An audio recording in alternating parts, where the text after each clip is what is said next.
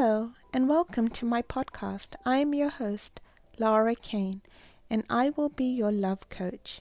Today we've received a question from a listener asking how to move on. I will read a few passages from the book Love Tactics by Thomas McKnight and Robert Phillips that might offer some comfort and insight. As baseball great Yogi Berra said, "It's not over till it's over, and in love there's no umpire except you. It's not over until you say it's over. That gives you all the power. There is no reason in the world why you should ever believe the one you've lost is lost forever. However, it may be easier to start over with someone new.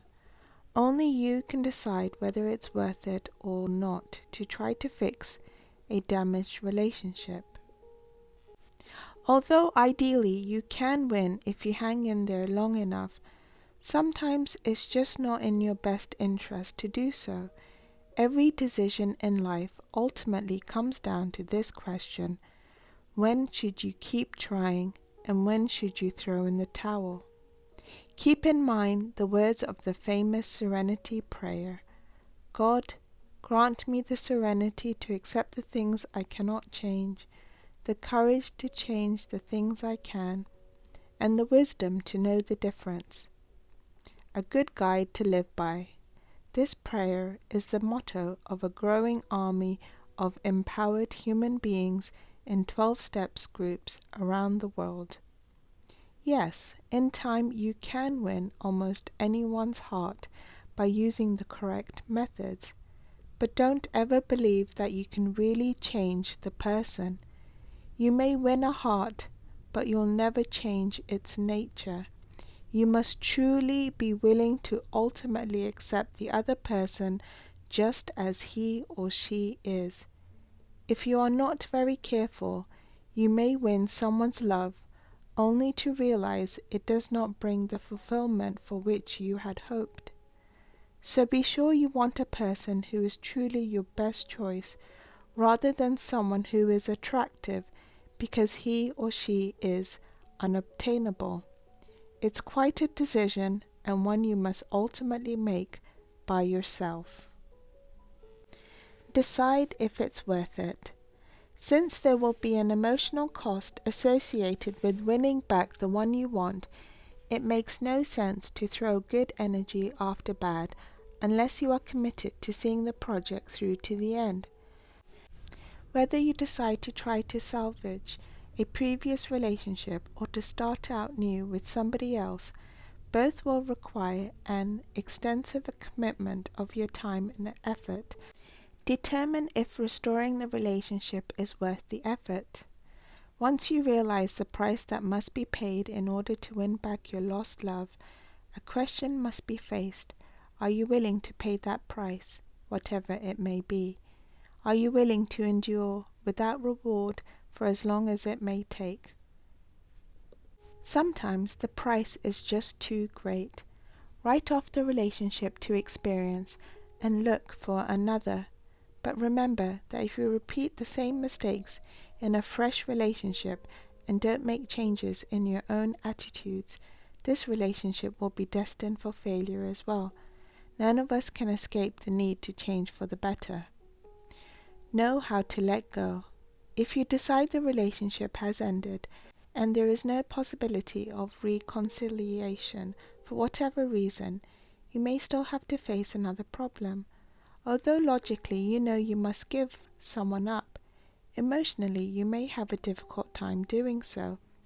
It's not that you're unwilling to give up the person, it's that you just can't seem to do it. Here's some good news.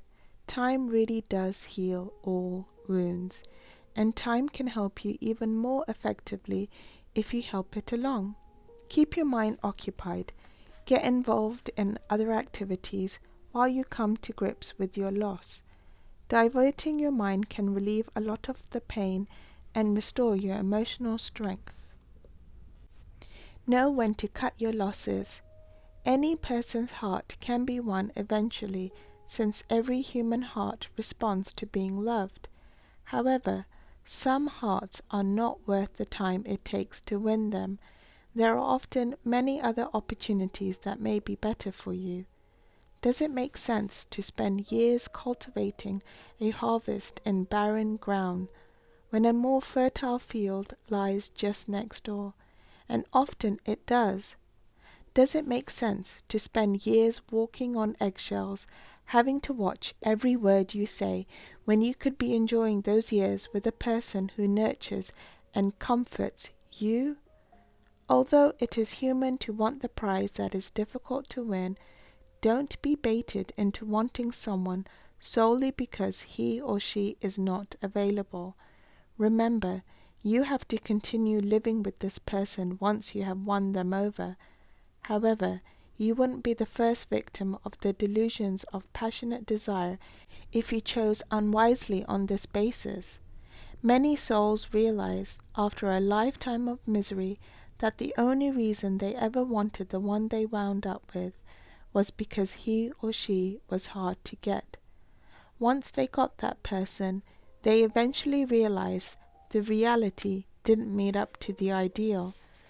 Instead of considering the unselfish and giving qualities of a love prospect, they thought only of how unavailable that person was. Some basic personality traits don't change. Be cautious of wanting someone who isn't considerate and kind, or one who is a taker 100% of the time. On the other hand, beware of getting involved with neurotic people pleasers who go overboard in their attentiveness toward others. This giving personality type can actually smother you, quenching your flames of desire. Be careful not to jump into a committed relationship with this type of person either. So choose the one you want wisely. It could be that by having lost the one you want, nature is giving you another chance to exercise prudence and discretion in your final selection. Don't throw away such an opportunity.